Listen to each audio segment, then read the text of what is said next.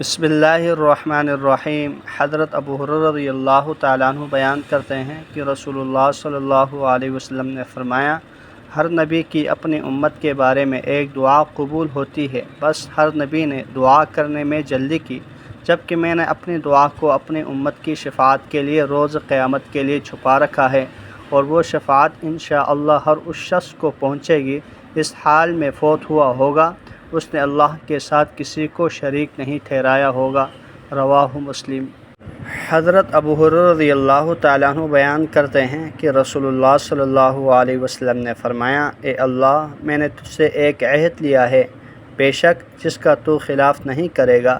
میں بھی ایک انسان ہوں، میں نے جس کسی مومن کو اذیت پہنچائی ہو، میں نے اسے برا برا کہا ہو، لعن طعن کی ہو، اسے مارا ہو، تو اس اذیت کو اس کے لیے باعث رحمت و طہارت اور باعث قربت بنا دے، اور روز قیامت اس قربت کی وجہ سے تو اسے اپنا مقرب بنا لے۔ متفق علیہ۔ رواہ البخاری۔ حضرت ابو ہریرہ رضی اللہ تعالیٰ عنہ بیان کرتے ہیں کہ رسول اللہ صلی اللہ علیہ وسلم نے فرمایا، جب تم میں سے کوئی دعا کرے تو یوں نہ کہے، اے اللہ، اگر تو چاہے تو تو مجھے بخش دے، اگر تو چاہے تو تو مجھ پر رحم فرما، اگر تو چاہے تو تو مجھے رزق عطا فرما، بلکہ اسے چاہیے کہ وہ پورے عزم کے ساتھ دعا کرے، کیونکہ وہ جیسے چاہے کرتا ہے، اسے کوئی مجبور کرنے والا نہیں۔ رواہ البخاری۔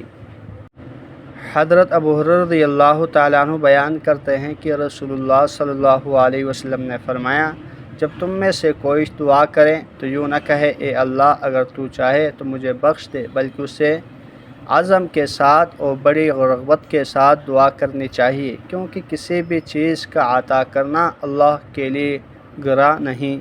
رواہ مسلم۔ اللہ جل شانہ سے دعا ہے، جتنی احادیث مبارکہ پڑھی سنی ان پر عمل کرتے ہوئے دوسروں تک پہنچانے کی توفیق عطا فرمائیں۔